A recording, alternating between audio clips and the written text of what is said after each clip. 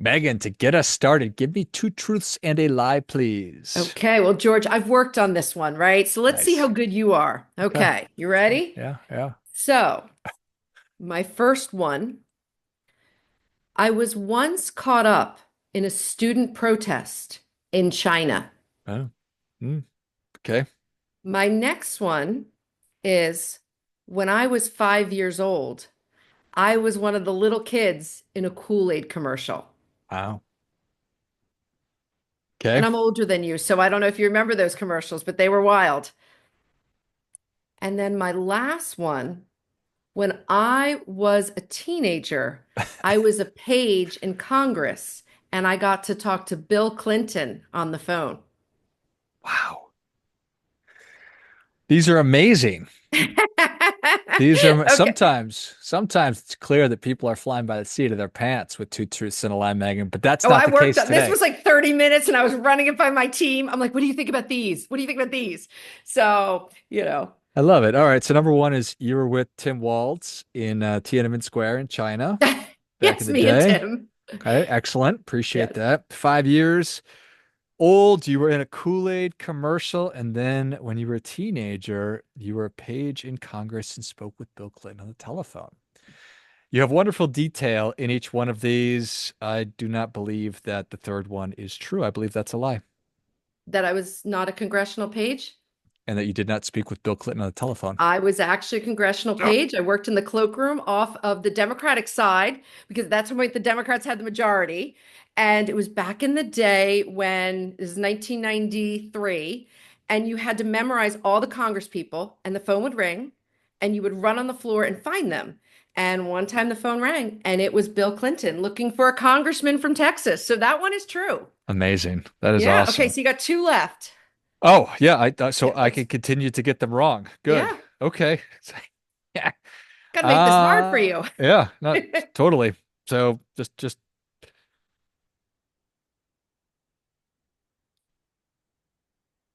I don't think that you were in a Kool-Aid commercial.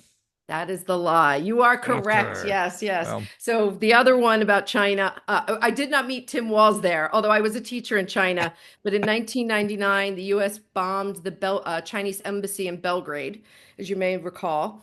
And we woke up one day, and all of the students in the university are protesting us. So it was wild. But yeah, so true story. And that was a long time ago. I mean, it's been like 25, is it? Yeah, 25 years, which makes me feel really old. So. right. Time is a funny thing. Do you know Yeah. somebody who was in a Kool-Aid commercial and My, that's where yeah, you... the girl who lived around the corner from me was. And I remember when we were little, because I'm 48, so this would have been the early 80s. The big Kool-Aid pitcher, the Kool-Aid man, that was so cool, right? Yeah, And so I do remember she did that, but not me. I wanted to do it, but not me. yeah, yeah. The Family Guy parody of the Kool-Aid man and commercials is Oh, I've so never world seen this. Is class. it good? But it's just when somebody says, "Oh no," then the Kool-Aid man will break through the wall and be like, "Oh yeah." It's always wildly I know. Well, inappropriate, Seth but MacFarlane, I think, is my age, so that would make sense because we all remember that Kool-Aid guy in the 80s. So he was cool. Yeah. totally, totally. So Well, great job, Megan. You got me. Those were exceptional. It was 30 okay. minutes well invested. Thank you. I love And it. it took me less time than it took for me to write my book Right. because yeah, that took 4.5 years. So you can see, I like to focus. All, So all respect for sure. So, well, what is top of mind for you right now? yeah, so it's been a really crazy 4.5 years. I've been writing my book. So my book is out now, and it's called All the President's Money. And this is my book, and by the way, I have your book as well. Amazing. But it's been sort of a wild ride. I think when you decide to write a book, particularly about money, you're trying to figure out, is it going to resonate, right? And I sort of did it in the sense of I looked at my clients and the skills they had and the traits they had, and I took the presidents and told their stories of money, right? Just like your book about money stories. And I think when you think of the presidents like Washington, Lincoln, FDR, they're built out of stone. They're not very reachable. They're not very human in a way. And when you get to money, money is the great humanizer, right? Everybody is up at 2 a.m. in the morning, including Lyndon Johnson, including Harry Truman, right? Including Ronald Reagan, people that we don't think about in that sense. And so for me, what was front of mind was I wanted people to understand that no matter how many zeros you have in your net worth or don't have, everybody comes to money from a place of being worried, being anxious, and really trying to navigate things. And, you know, what I also think is front of mind and is that it's become harder to navigate than any time before in American history. Your book is number one, beautiful, and it's so incredibly well researched that it's not a surprise to me that it took you 4.5 years to write. What tell me about the research that like how did you go about that? Because this is Yeah. before, not before the internet, but before AI and everything that makes research a Oh little God, yeah, easier. yeah. Although, you know what? Here's the thing. I don't know if I could have used AI for research. Hmm. So, I always loved the presidents, ever since I was little. But back in like 2017, I went to visit the Lincoln Library. And when you go to visit the Lincoln Library in Springfield, Illinois, they first tell you to go to New Salem. And we read about New Salem as we're kids, right? It's where Lincoln was the storekeeper in the log cabin. And you go there and you realize he leaves there in 1837 during the Panic of 1837, and he ends up in Springfield. And you go to Springfield, and on the corner of 8th and Jackson, in the middle of town, is this huge, biggest house in town. It's gorgeous. And you realize that's his house, and he bought it in 1844. And it took him 7 years to go from the log cabin to the best house in town. And to me, that was interesting. Like, what drove that, right? How did that happen, Hmm. right? Because again, if you think about that and move it into our modern context, I remember graduating from law school and trying to figure out how am I going to afford rent, right? How do people propel themselves forward? And I started to research the presidents, and well, a lot of them, it came down to looking at their letters, right? It's a shame we live in the day and age of email because I don't know how we would have done this book with just the modern ones. But a lot of times in letters, they're writing about their worries, their concerns, what's front of mind, right? What they were trying to accomplish with money. And just like the day-to-day things we talk about, right? Paying the bills. And then it was also a lot of the presidential libraries, for some of the more modern ones like Truman, Eisenhower, there are a lot of oral histories from not just famous people that were in their cabinets, but their friends and family from where they grew up. And then little vignettes would come in about, hey, they did this, or the family farm was failing, or JFK was really tight with a buck, right? Like his friends talked about how frugal he was. And you don't realize how much of this stuff sort of infiltrates just our normal discourse. And so for me, it was trying to go through all the different presidents' lives and find these little nuggets that one made them relatable to us, but two, were dealing with some of the same issues we deal with today. And that's the thing, whether it was, the 1750s and George Washington, the 1850s and 60s with Abraham Lincoln, Teddy Roosevelt, turn of the century, JFK, all of the same issues that we are stressed about as Americans today, they stressed about. How do you afford college? By the way, Washington didn't go to college, nor did Lincoln, nor did Truman.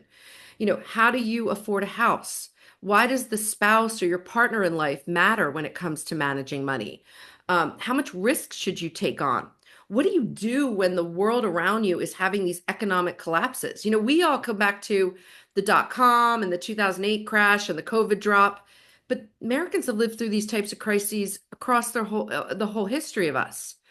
And the thing that's striking about it is the same issues of budgeting and making sure you're saving and doing the right things and helping your friends and family, all the same stories as today.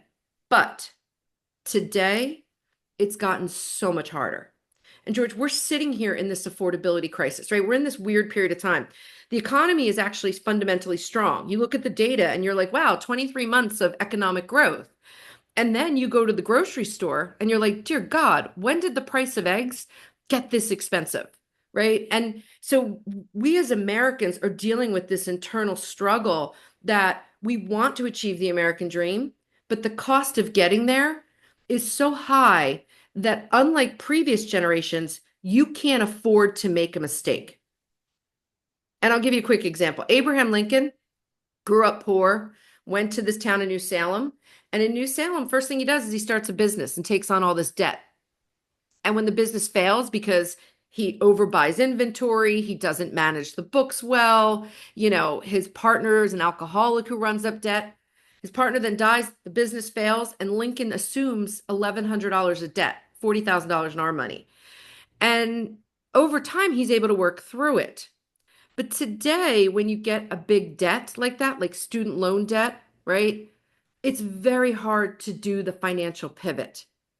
And the financial pivot, when something bad happens, that's how you build financial resiliency. And so Americans today are at a greater disadvantage than they've been in our whole history. And to your point, a lot of it is not necessarily self-inflicted. There's certainly stupid things that I've done with money in my 20s, like overspending and not budgeting and just not paying attention. But it wasn't that those were in fact my fault. Today, sure, we're making our own mistakes, but to your point, life is considerably more expensive than it was a couple of years ago. Right. And you have to think about when we think about budgeting, right, which is such a dirty word, right? Wealthy people say cash flow management, right? Hmm. But we think about these things, right? What you have to remember is budgeting works if you have access to making money, right? So wealth is built at that like intersection of opportunity and discipline. Well, you could be the greatest budgeter in the world, but if you don't have the opportunity to have income where you could save it, budgeting is not going to help you, right? So we have a group of Americans where that's an issue. But for a lot of other people, what I would tell you about things like budgeting is also a great tool to manage your anxiety. So in my research, one of the things that was surprising to me is Ronald Reagan, when you think of him as the Hollywood star, the wealthy guy who becomes president, right? He's beautiful in these pictures, right? He and Nancy. But Ronald Reagan grew up in Illinois. Father was an alcoholic, and Reagan, to his credit, always saw his father as having an illness. And the father would spend all their money on alcohol, and they would have to leave town in the middle of the night to escape their landlord. Now, over time, Reagan got to go to college. He showed up one day on campus to drop his girlfriend off, and he was a big, buff guy. And the football coach was like, I want this guy on my team, wrote him a scholarship on the spot for $150. Could you imagine your tuition being $150? And Reagan thought that was a lot of money at the time because it was. But it's like, $4,000 today. But what was interesting about Reagan is he shows signs of financial anxiety, and how he managed it was by budgeting. And he was very strict with his budgeting. And so, over time, even though he became a successful Hollywood star, he was in the B movies, he became in charge of SAG, budgeting became a tool he used to manage anxiety. And it caused a lot of friction in his first marriage with Jane Wyman. She was not a budgeter. She would go to the Hollywood rags and be like, oh, Ronnie doesn't like me to spend money. Ronnie doesn't like debt. I mean, could you imagine J-Lo talking to the press about when she was married to Ben, that Ben doesn't like debt? I mean, who does that, right? So ultimately, obviously, they get divorced, and Ronald Reagan meets Nancy Reagan, and they are much more well matched on their finances. But again, budgeting was a tool that helped him, but you have to have the opportunity set to make budgeting work for you. I think that makes a lot of sense. It's a really wonderful way to put it.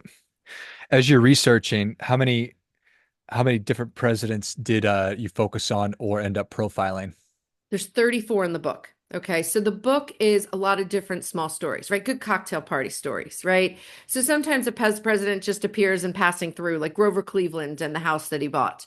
Other presidents like Herbert Hoover, George Washington, those who were display a lot of the big skills that allow wealth to be built.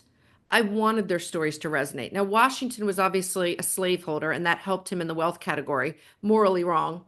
But people often think of Herbert Hoover as one of our worst presidents. And I would tell you his presidency was one of the worst 4 years of his life.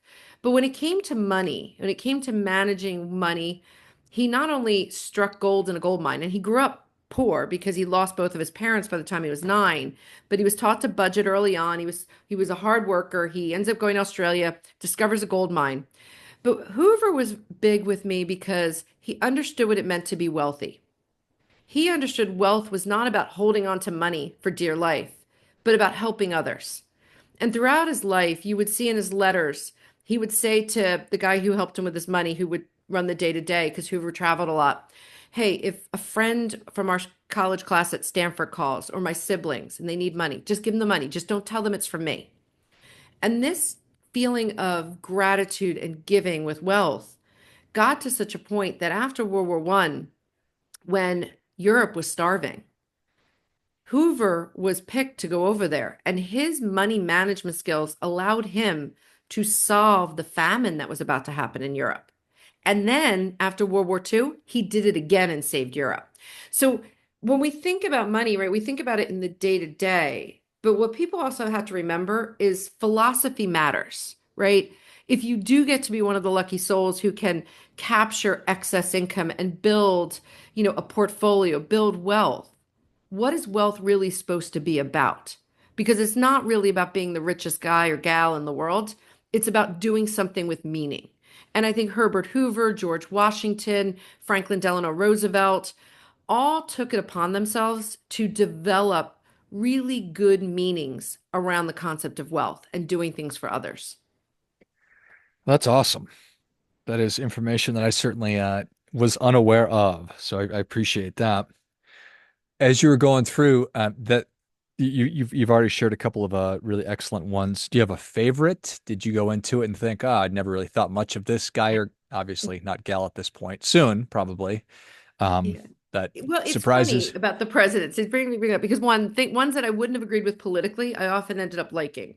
I don't, it was sort of like dating. Like whoever I was focused on in the moment, I was sort of halfway in love with, right? Because I was like, oh my God, their story. Like they're human, right? Dwight Eisenhower growing up poor in Abilene, Kansas, like, and his dad would give him and his brothers patches of land to grow vegetables on.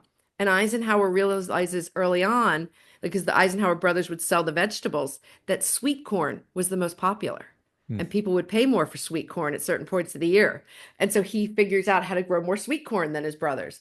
So there's stuff about them that makes them so human and so much more like us and so American, right? And I think in writing it, I found out I fell in love with the idea of the American dream and what it means to be American because today there's so much divisiveness, right?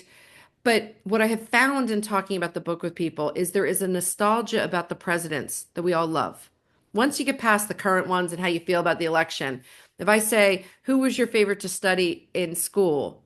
People will pause, and the answers are really interesting about who resonates. Theodore Roosevelt, right? He's passionate. John Kennedy. There's certain things about the presidents that people love, and it's a little bit about falling in love with who we are as a country. I love everything about that.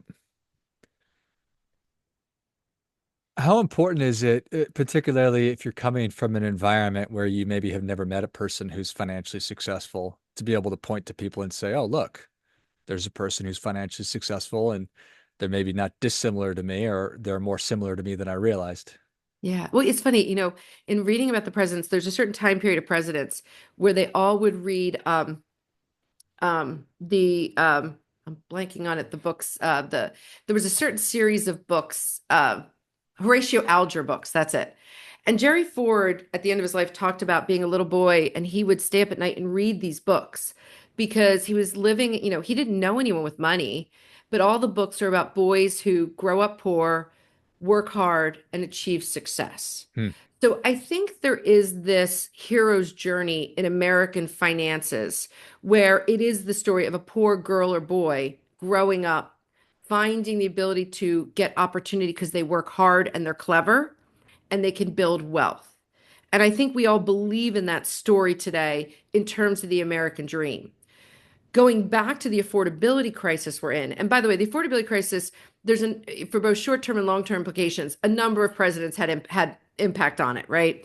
Um, but what's hard today is so much of American history is based on the concept of buying a home, right? Thomas Jefferson in some of the work he did in helping, form America was to help with home ownership. Sounds crazy that they were talking about this in the 1700s, but he wanted this middle class person to be able to buy a plot of land. And then obviously Lincoln develops this with the Homestead Act in the 1860s, and FDR expands on it in the 1930s and 40s. But this idea of owning a home was really important for Americans to pull themselves up, to be able to build wealth. And what's hard today is getting access to a home is really challenging. We are 4 million housing units short in this country. And if you think about it, part of that's because we overbuilt going into the '08 crisis, and then home builders pulled back. They got burned. And then for 10 years, they didn't build homes. And now we're short homes. And that is the house, which is the way you build wealth historically in America, is not available to a lot of Americans. And that's a really hard thing today.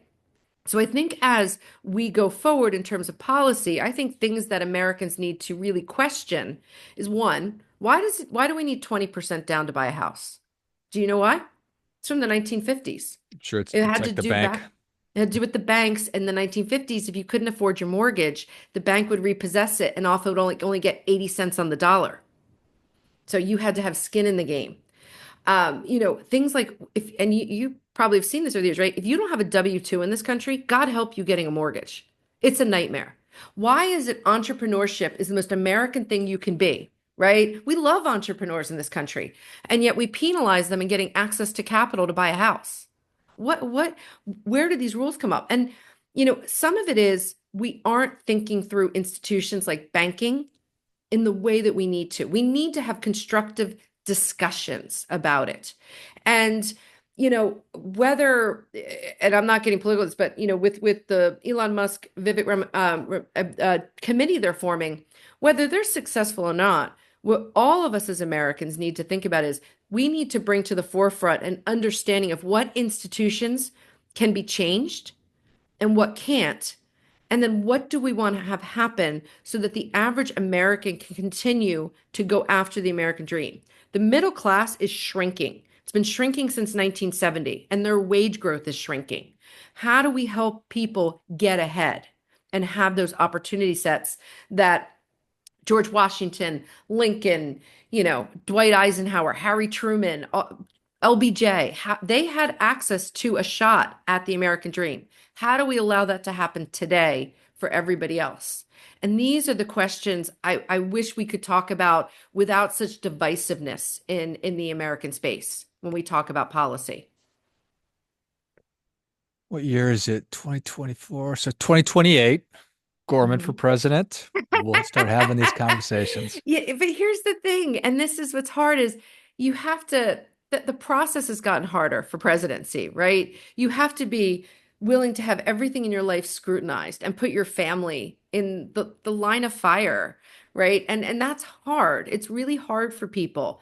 And the thing is, I think that there's other ways for people. I think if we could find a way to stop being divisive, I think most people are 90% in agreement on things. We want the best for our country. We want to continue to have our children and grandchildren and great grandchildren live better lives than us. It's more, how do we get together and really feel united? And I hate the political divisiveness. I really, truly do. It's not good for us. Yeah. Yeah, I imagine that in real life, there's only a very, very small number of people who actually do enjoy it, but the majority of us do hate it, same as me. Yes. And what finer advertisement for your book than to be able to connect with presidents from the Democrat and Republican Party on one of the things, for better or for worse, that's one of the most unifying and challenging things for everybody, which is our finances. So I love it. Well, Megan, you've given us a lot, but we're ready for your difference making tip. What do you have for Yeah. us? So I want everyone to remember that everyone is up at night at 2 a.m. in the morning, worried about money, no matter what your net worth is. And so it's really about controlling the controllables. And so what that means is learn and embrace the basic skills of finance, from budgeting, from visualizing who you want to be, where you want to go with your money, and really making sure that when you get married or when you're working with your spouse, that you're connected on your values, on what's important with money, and be present, because that's what makes a difference. That's, if you work on it every day like that, you will propel yourself ahead. Well, I think that is great stuff. That definitely gets. Come on, Yes. Or be in a Megan. Kool-Aid commercial. Boom. Megan, thank you so much for coming back on the show. It's been 5 or 6 years since we had the opportunity to have a chat. Tell everybody where we can learn more about you and Checkers, for those who are interested in learning more about Megan's financial planning wealth management practice, and then tell us where we can get our copy of All the President's Money. Yeah, so my firm is Checkers Financial Management. We're based in San Francisco and Irvine, California, but work nationally. And the book is available on Amazon.com. And you can find out more about me on allthepresidentsmoney.com. So feel free to check it out. And, thank you so much for having me on. This has been a thrill to be on twice. 100%. Well, if you enjoyed as much as I did, show Megan your appreciation. Share today's show with a friend who also appreciates good ideas. Get your copy of All the President's Money on Amazon. I'll link that in the notes of the show. And then go to um, how do I spell the name of your firm correctly? Oh, Checkers. So it's named after a building in England.